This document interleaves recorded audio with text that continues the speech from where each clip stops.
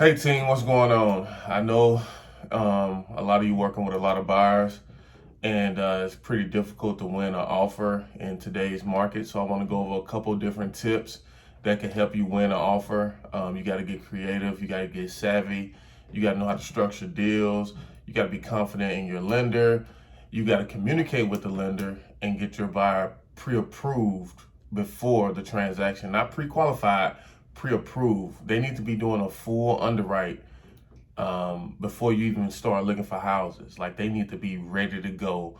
Already went through underwriting and everything like that. So that helps too, to relay that to the listing agent that, hey, my buyer's already pre-approved, not pre-qualified.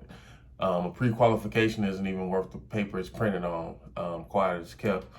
But some of the tips that you can use, one is speed to close. Speed to get the deal locked up. Locking the deal up is, crucial to this game, because the more offers come in, the seller and the listing agent is just gonna let you all bid the price up against each other. So a lot of times what I do when I'm acting as a buyer, and I bring an offer, I say, hey, look, I gave you what you wanted. Can I get an answer back by noon today? I only give them 2-3 hours to answer, or they're gonna lose this deal. That keeps them honest and keep them from stringing me along, trying to get other deals. Trying to get other buyers, waiting on other offers to come in so we can bid the price up against each other. That's not happening. You got till noon. If I send an offer in the morning, you got till noon to give me an answer. I gave you what you want. What else you got to think about? Sometimes you got to be aggressive. Sometimes you got to call their bluff, because if not, you'll get caught up in the cycle. And I'm telling you what's going to happen. Hey, they gonna wait till other offers come in and say, oh, we just had some other offers come in. We're gonna do highest and best. Another thing that I do to call people's bluff, I give them what they want initially and say, hey, I don't do the highest and best thing. If you have any other offers, consider this offer void. I'm gonna repeat that. When I send an offer, I tell them, I send them an email, say, hey, if you have any other offers on this property, consider this offer void. Yes, it's strategy to this. This is not just linear. You have to think outside the box. You have to do what you have to do to win the deal. And sometimes, you got to put your poker face on and call people's bluff.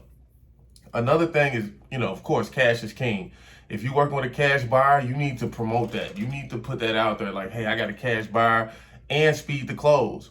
So cash is king, but also speed to close is as well. Hey, I got a cash buyer, we can close in 2 weeks. Hey, I got a cash buyer, we can close as soon as the title clears. I've closed the deal within 48 hours. As soon as the title come back clear, we've closed, because it was just that hot of a property, and that's what I had to do to win the deal. So, qualify your buyers. If they're a strong buyer, you need to project that. Otherwise, they'll be looked at as just another buyer. Escalation clause, we talked about this before. An escalation clause is basically saying, hey, if the price is $200,000, say, hey, we're willing to go up to $220,000 in $5,000 increments over the next highest bidder. So that's how you do an escalation clause. But an escalation clause becomes a little less effective when you have other people doing escalation clauses. So they kind of X out. So that's why you got to have a multitude of things, to get creative with, to put in your offer. Another thing is paying the seller's closing costs. You got to think. I call it dropping dollars and picking up pennies. Majoring in the minors. What you don't want to do is, worried about the small stuff and not look long term. Paying the seller's closing costs, what's that's going to cost you? $1,000, $1,500?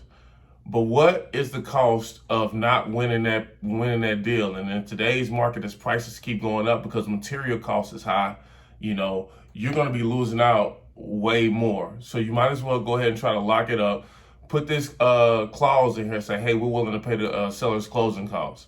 And that'll kind of help go for you as well.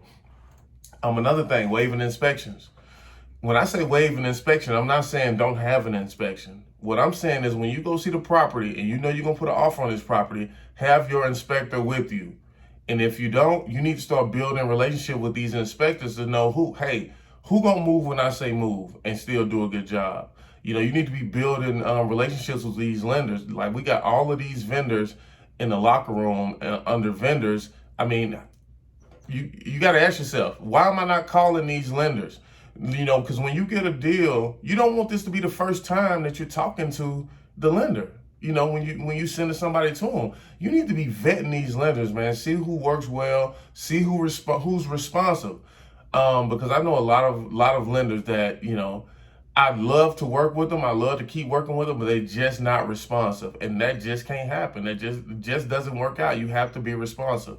So those are some of the things that you can do to win deals, win offers in this market.